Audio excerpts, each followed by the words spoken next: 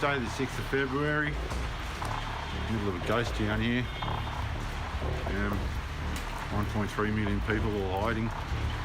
It's dire here, it's very dire. There's people dropping on the footpath, literally. I can't wait to get out of here. It's terrible.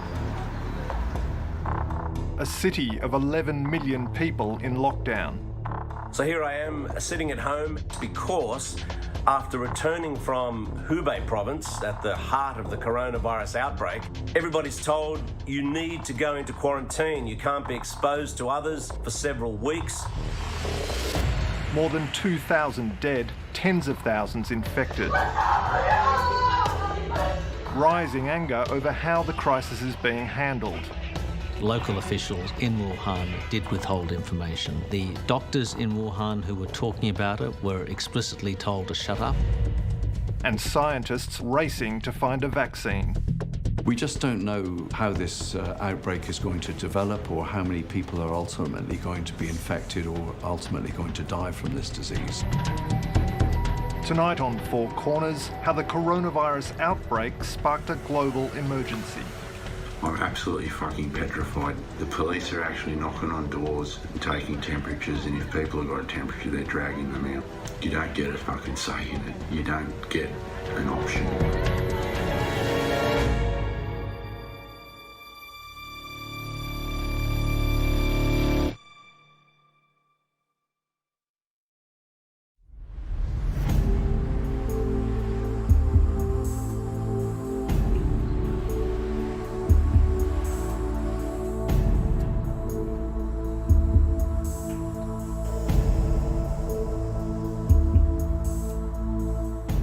Wuhan is a very, very beautiful, charming and bustling city in central China. It sits on the banks of Yangtze River. It's a mega city. Wuhan is also home to the second most number of universities in China. People around the world come to Wuhan to study.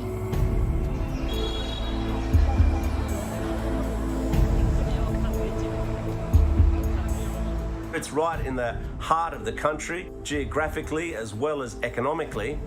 All these trains and planes are coming through there, and to have the virus outbreak start there, it's almost like if you wanted to pick the worst place for it to break out in, that would be the place you'd release it.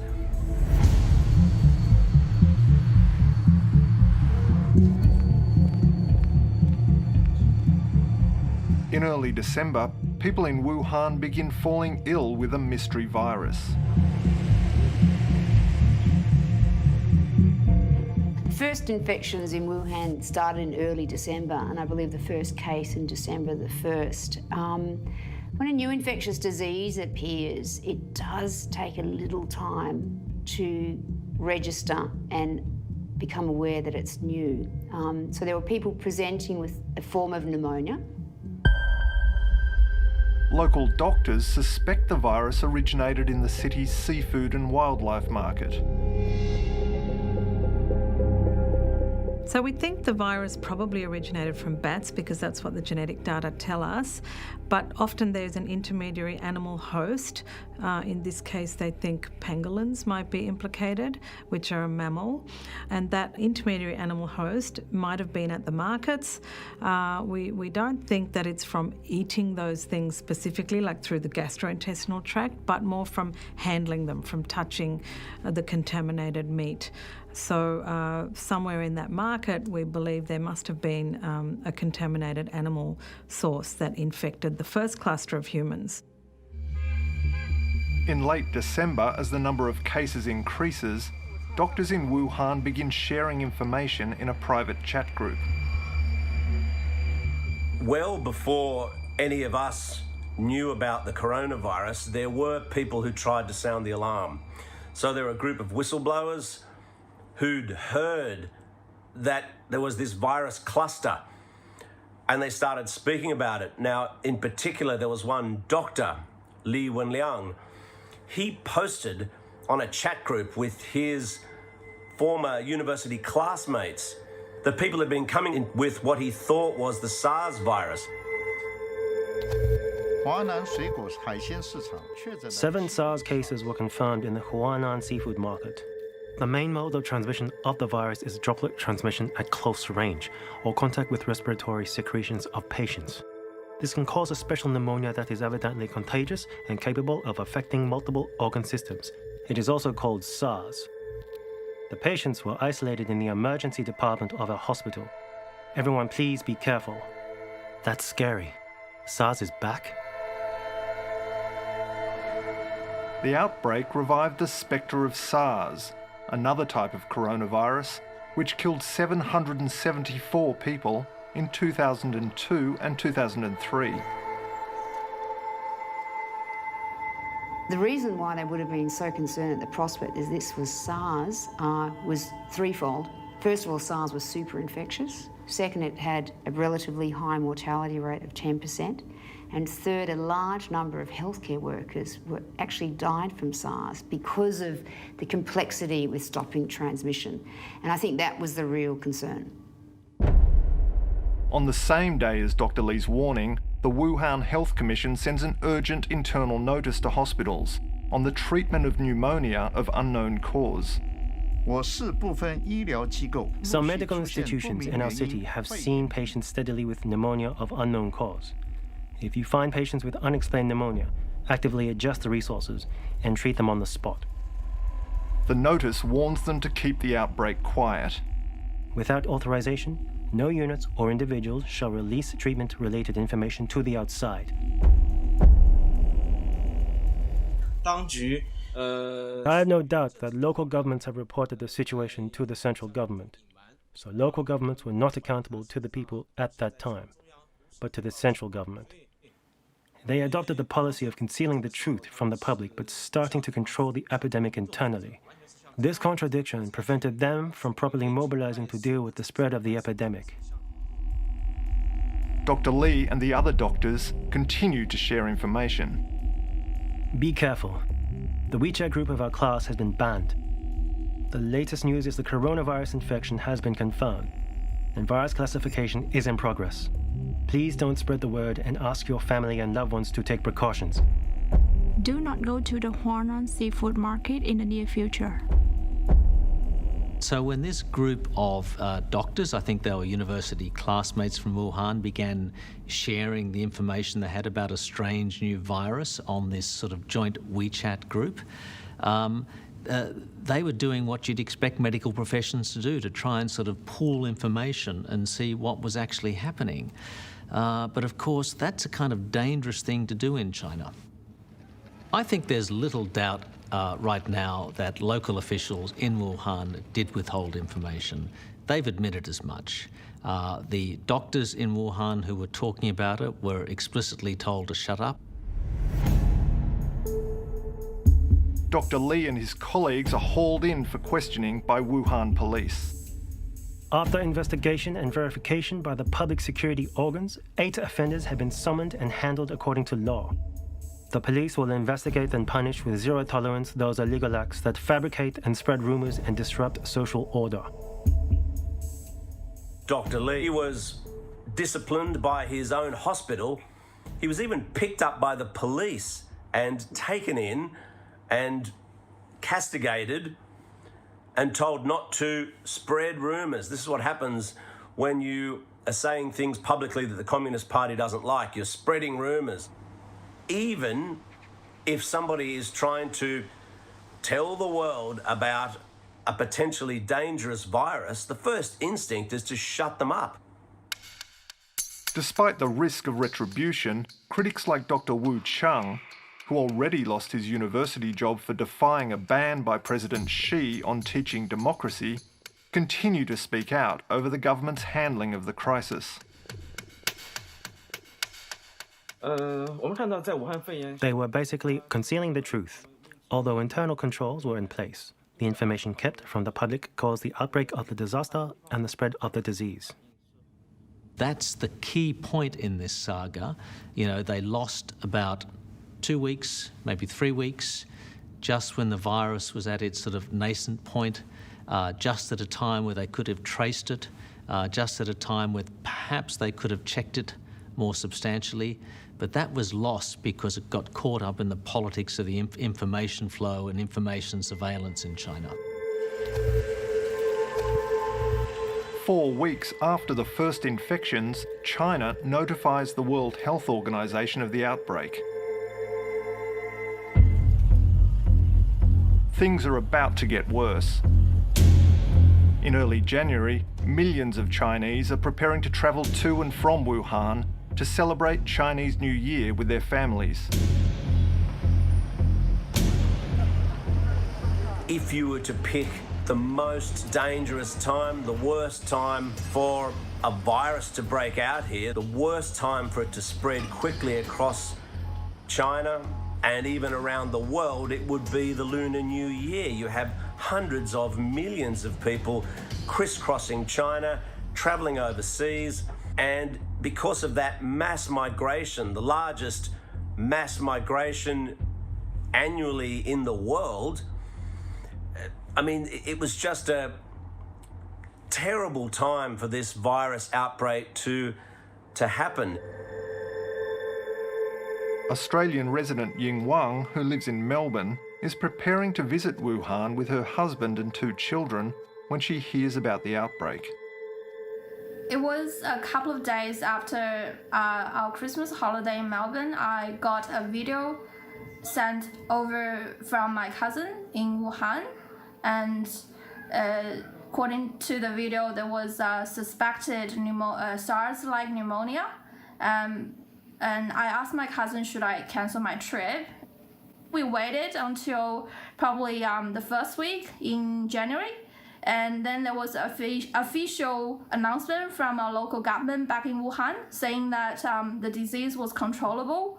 And then it sort of, I feel relieved. So we went out. We went out with our trip. Ying Wang and her family arrive in Wuhan on January 9. That same day, a 61-year-old man who had visited the seafood market becomes the first person to die of coronavirus. His death is kept quiet for 2 days.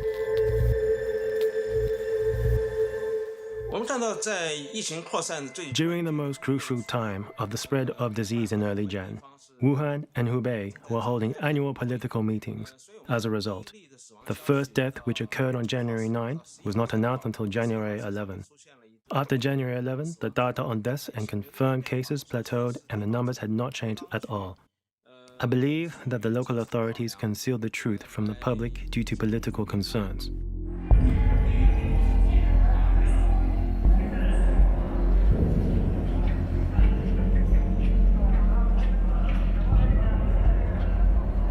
On January 22, the government finally acknowledges the gravity of the situation at a press conference in Beijing. 病毒存在变异的可能，疫情存在着进一步扩大的风险。当前，政治春运、人员流动性激增，客观上加大了疫情传播的风险和防控的难度，绝不能掉以轻心，要高度警惕。 9 people have died and 440 people are confirmed to have contracted a mysterious coronavirus as China works to stop it spreading during the Lunar New Year travel rush. It was 22nd of January. That was the turning point. It was Wednesday, and just bad news started coming in. It started with the Chinese official news saying that it's getting much worse than they expected. And then all of a sudden, I think it was the next day, 23rd, I remember, I woke up quite late, like 10 a.m. And suddenly, my dad just told me, oh, we can't go out now. We can't go out. We can't get out of our apartment.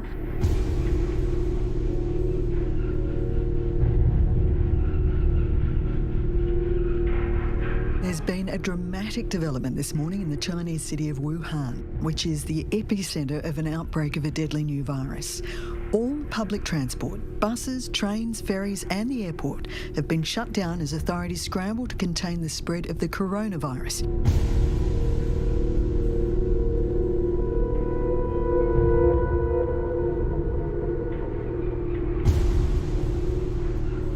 I mean, when the authorities decided to lock down that whole province of Hubei, that's like locking down the entire population of Italy and telling them you can't leave that province. It was really the moment when everybody knew, all right, this is a big problem. When Wuhan went into lockdown, I think January the 23rd, and then flights and greater lockdown measures across China, this is unprecedented in the history of modern medicine. We've never tried, we know that containment can work, but it's never really been done at this large scale.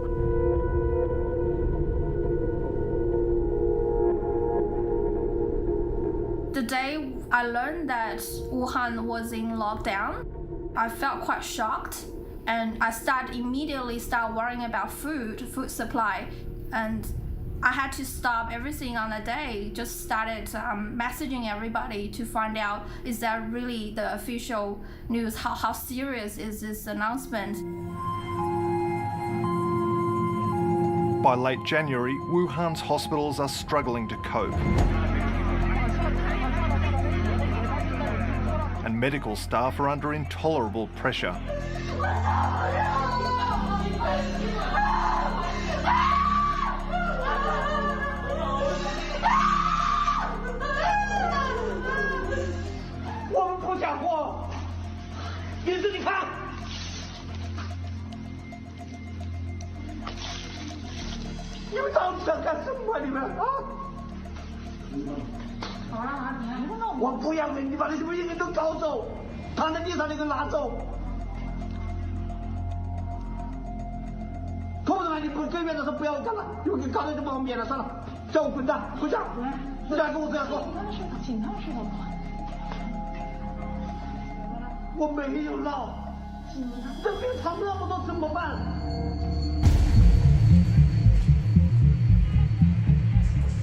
With patient numbers surging, construction begins on 2 new hospitals, with one scheduled to open in just over a week.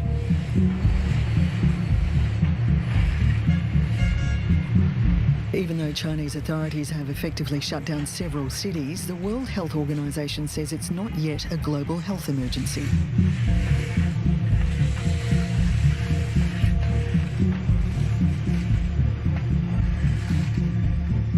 So obviously the whole world was watching very closely through January as this epidemic unfolded, and people were very concerned. A lot of experts were concerned and felt that the public health emergency of international concern should have been declared earlier. I think people were harking back to Ebola and what happened there, and they were afraid of delays that might have been very costly in terms of the ability to save people's lives.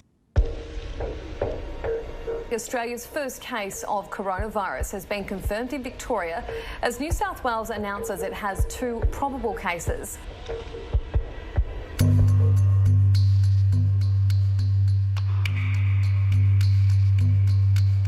So the minute we made the diagnosis of the first case in Australia, we knew how significant that was, and we knew that we wanted to culture the virus. In a major breakthrough, Australian scientists become the first outside China to isolate the virus in a laboratory. It's definitely growing. It started at 30, so that's 3 logs, so 1,000 times stronger. Awesome. So it's definitely growing. So we've got it. Fantastic. Yep. CSIRO scientists begin growing the virus in their highest security laboratory, reserved for the most deadly pathogens.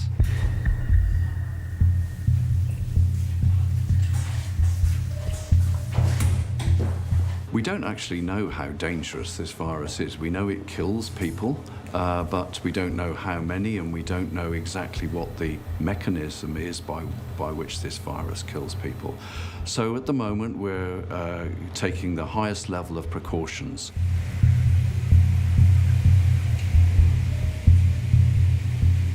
our staff can only usually work about 4 hours in those suits and in those conditions because it's very stressful to imagine you're actually working with such high volatile agents.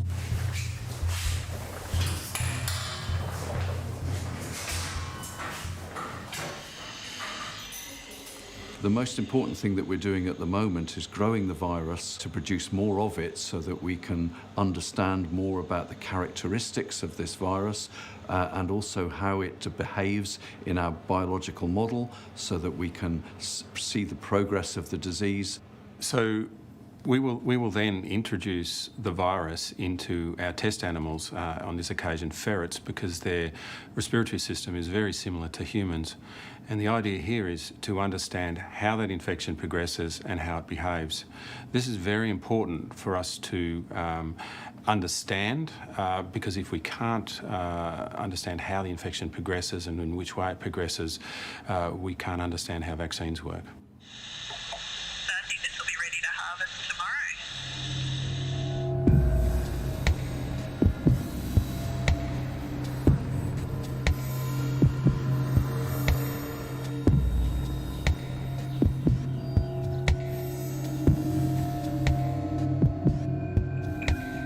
In China, the escalating number of infections prompts a rare outburst of anger online against authorities.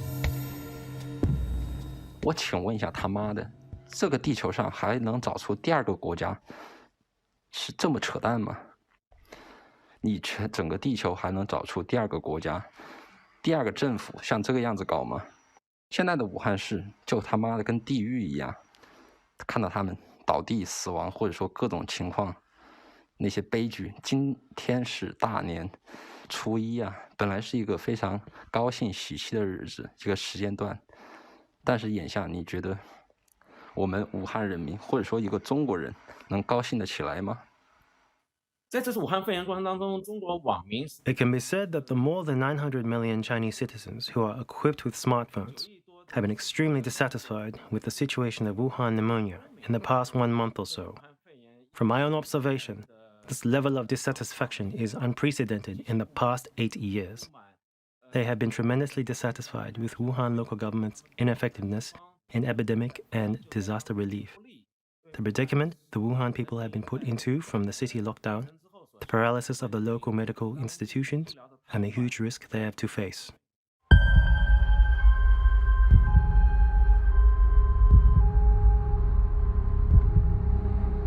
As authorities desperately try to stop the virus spreading, Wuhan is effectively cut off from the rest of China. We decided to go into Hubei province to have a look what it was like right inside the virus hot zone. As we got closer and closer to Hubei, the roadblocks were becoming more serious and in fact looked like something out of an apocalyptic movie. The police are making all the cars pull over to the side.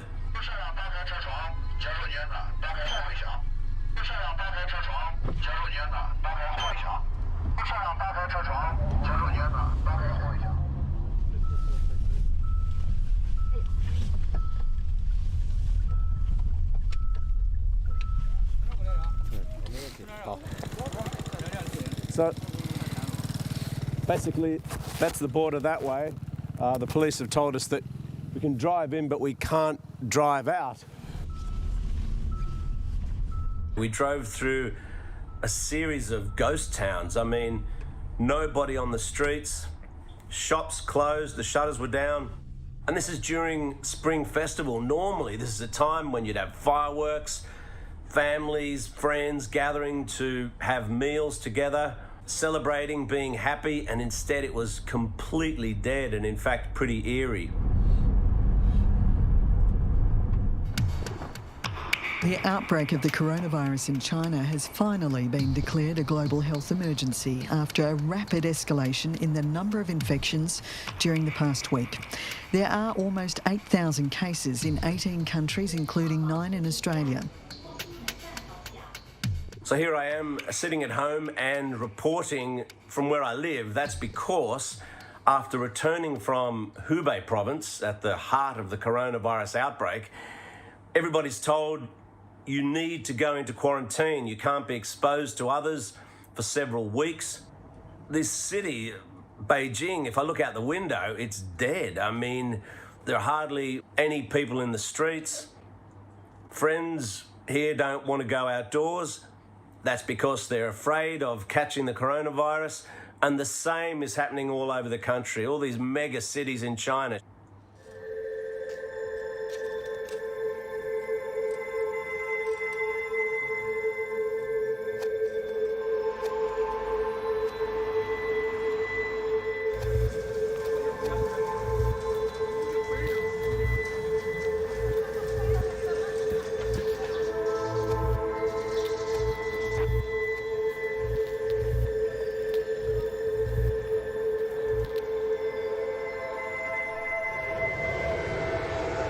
The government is taking drastic action to stem the coronavirus.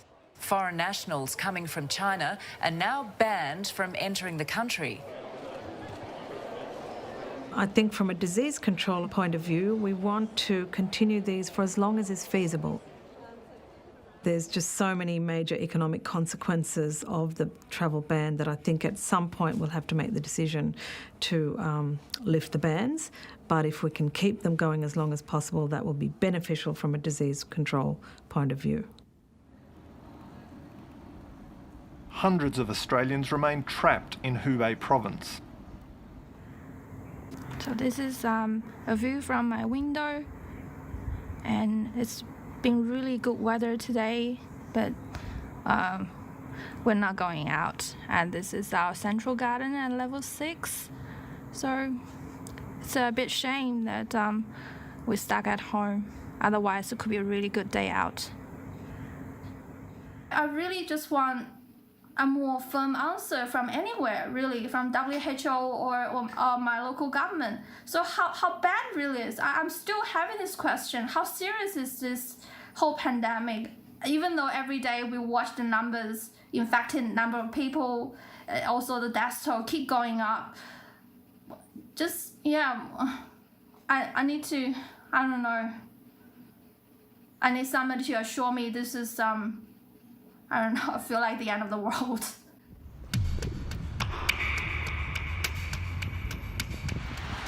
Morning, folks. It's Thursday, the 6th of February.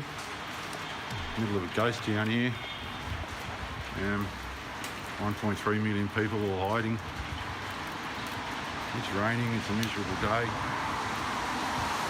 Death tolls were like 545 today. 16,800 odd people in hospital in my district. Waiting on DFAT to give us an answer about when I can get out of here. Australian Tim McLean is stranded on the outskirts of Wuhan. He's trying to get his Chinese partner a visa to come to Australia. Foreign Affairs just contacted me. I just hung up the phone.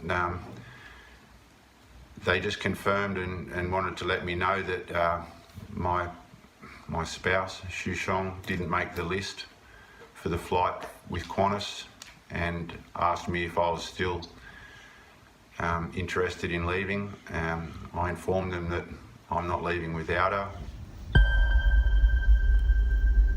It's dire here, it's very dire. There's queues outside the hospitals now. We're not allowed near them. There's people dropping on the footpath, literally, okay? I know how bad it is. I can't wait to get out of here. It's terrible.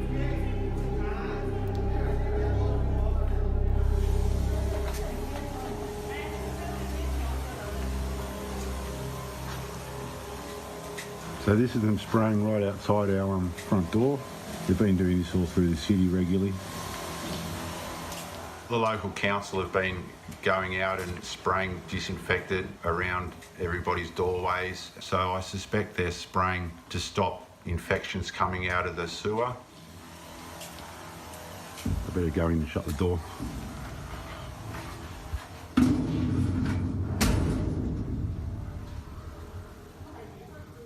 I've seen medical folks turn up 2 doors away from me, 20 metres from my front door, and take a lady away that was infected. They also took her son. The son returned home 24 hours later. He was okay. We haven't seen or heard of the lady since. So people have been concerned about the human rights aspects of quarantine and isolation of cases, quarantine of contacts, etc., and that's been happening on a very large scale in China, but also in Australia and other countries. From a disease control point of view, putting aside other issues, from a disease control point of view, it works.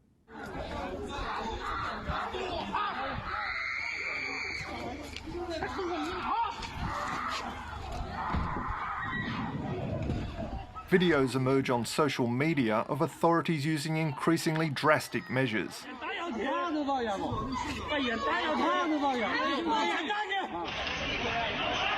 强行啊，一家4口啊。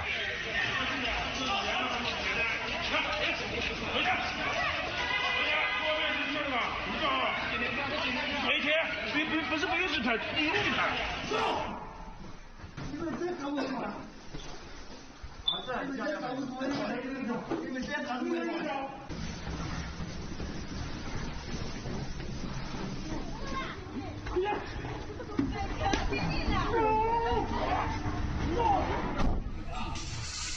Around China, residents post scenes claiming officials are welding the doors of apartment buildings shut so people can't get out. 哎，那个是门吗？才敢那门哦，把门封的了。你看那个电焊工在那块焊的，那中间是一个门，你看，可怕。把门洞都焊死了，不让出屋了。下一个就是我们6号楼了，就是我家了。I'm very concerned about getting this virus. I'm not even 100 metres away from one of the hospitals that's full. I've seen people entering that hospital. I've seen people getting rolled out on stretchers out of that hospital. It's literally across the road from where I come out of my apartment. Now, that's concerning. My hospitals here are full. We've run out of medical supplies here. There's no PPE or personal protective equipment available anymore, so the doctors have all gone to the bigger hospitals. They're shipping our sick and our, the people that are in bad condition, they're taking them to Wuhan. The Wuhan hospitals are also full now.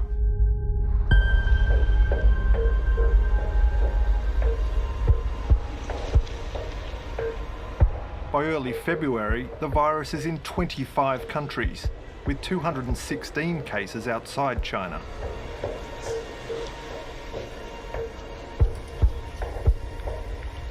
The most likely way that the virus is travelling outside of China is by infected people.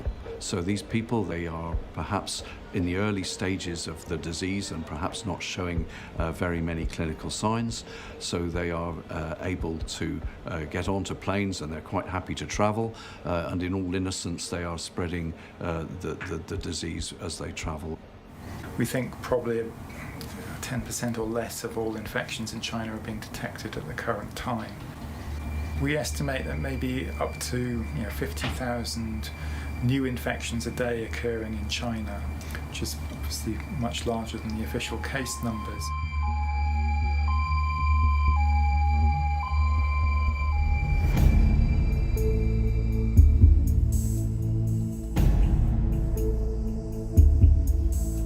Almost 4,000 passengers, including more than 200 Australians, have spent their first 24 hours officially in quarantine on board a cruise ship off Japan.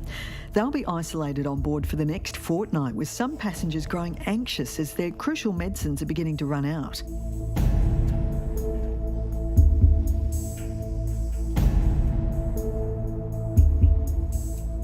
We know that cruise ships are at high risk for outbreaks. It's well documented that you get outbreaks of influenza, norovirus, gastro, and so on cruise ships.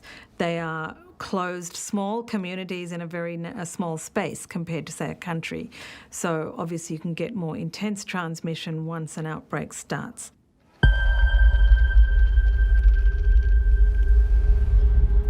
Shocking news breaks that the man who had first warned of the outbreak has died of coronavirus.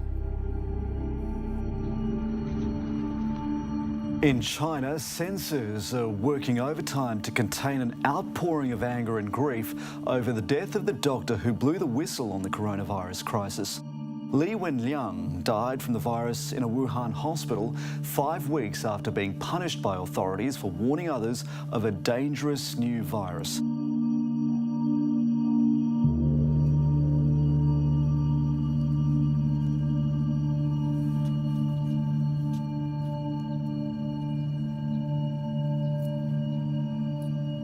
There was a huge outpouring of grief, anger, frustration on Chinese social media, and not just from so-called netizens, on Chinese-style Reddit forums or something, but from the Supreme Court of China, who put out a statement saying that, these doctors were heroes, they should have been allowed to do their job. The public intellectuals and the public both realized that Dr. Li represents the conscience of China. He was suppressed from the beginning from telling the truth. He could have saved the livelihood of tens of thousands of people, or thousands of people's lives. But all this was concealed due to the authority's suppression of free speech. I believe the public expressed their dissatisfaction with the government by commemorating him.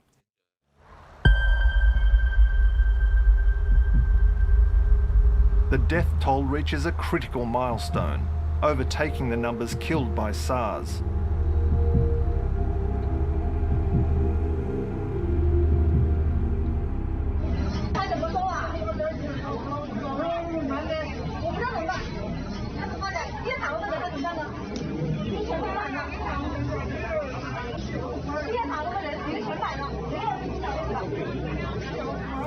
具尸体已经在这里躺了一个上午了，有的人已经是凌晨死的，到现在没有人来处理。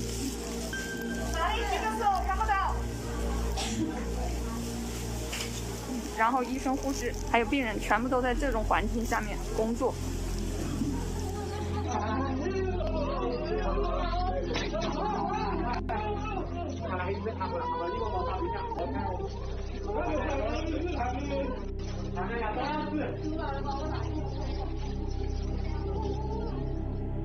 习近平首先来到北京市朝阳区安贞街道安华里社区。After being conspicuously absent, President Xi emerges on state media to assert his authority.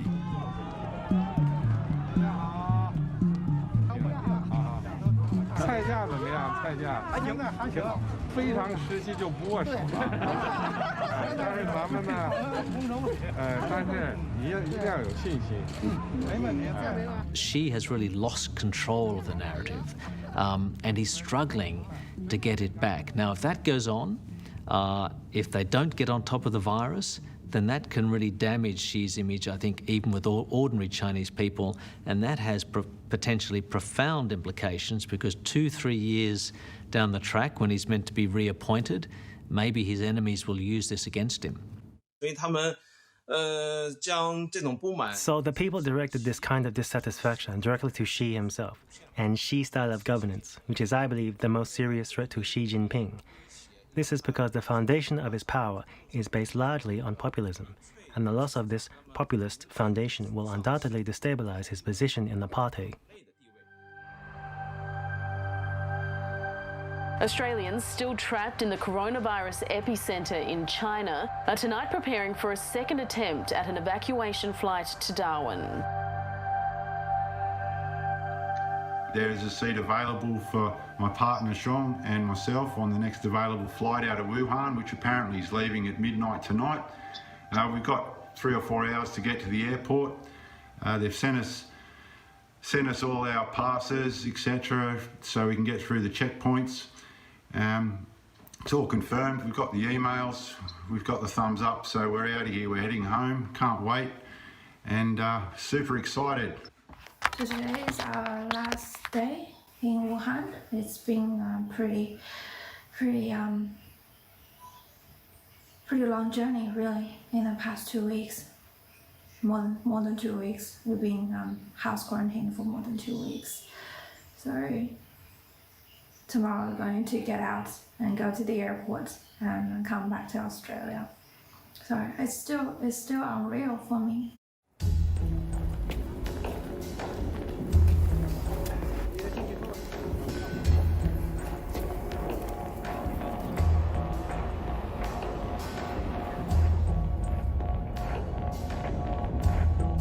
reaching the airport toll gate, so it looks like we're going through a checkpoint.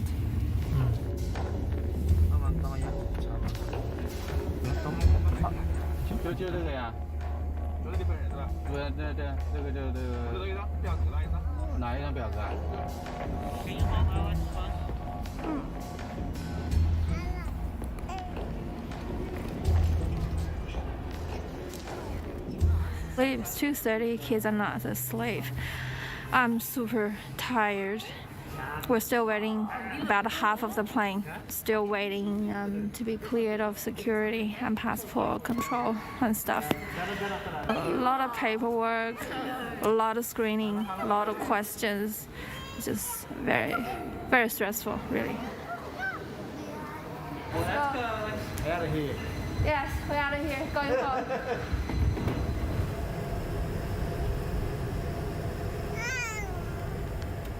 Tim McLean isn't on the flight.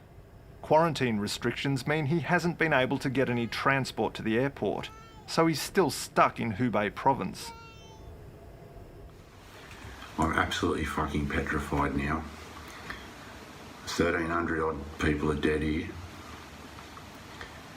The police are actually knocking on doors and taking temperatures, and if people have got a temperature, they're dragging them out, mate. You don't get a fucking say in it. You don't get an option. You get taken away and put with a bunch of other sick people. Not only are we in quarantine, but it's beyond quarantine now. I don't even know what to call it. It's quite terrifying knowing that people can knock on your door here and just drag you out for no reason at all because you got a temperature.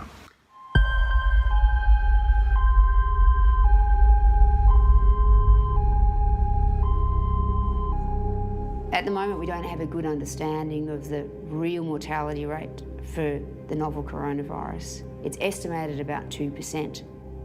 So if the mortality rate's 2%, if it's 1%, even if it's 0.5%, and 300 million people get infected, that's a lot of people that could potentially die. Because if you think back into the Spanish flu, enormous numbers of people died, but the actual mortality rate was less than 1%, but a huge number of people were infected.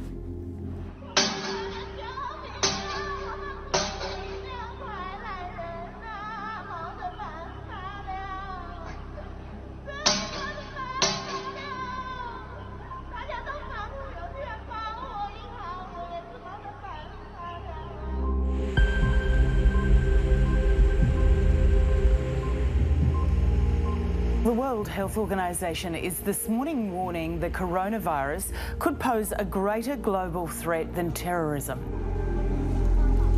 A virus can have more powerful consequences than any terrorist action. And that's true. And if the world doesn't want to wake up and consider this enemy virus as public enemy number one, I don't think we will learn from our lessons. We just don't know how this outbreak is going to develop, or how many people are ultimately going to be infected or ultimately going to die from this disease. We don't yet know exactly how the virus is evolving. We don't know how many people are actually infected that are not revealed to be infected, and we don't know how many people are dying that are misdiagnosed as dying from other disease. So this is a real problem for us to be able to make any real prediction or to model the spread of this disease. I think the worst case scenario is that we are unable to contain the virus, that we see sustained human-to-human transmission in many parts of the world. The World Health Organization says the window of opportunity to contain the coronavirus outbreak is narrowing. The statement comes as concerns grow in South Korea and the Middle East about the number of cases. There have also been more cases confirmed among Australians evacuated from a cruise ship in Japan.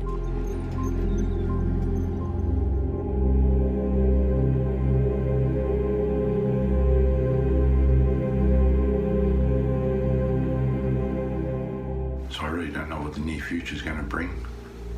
We've got no information about how long we're going to be in here. There's no indication whatsoever.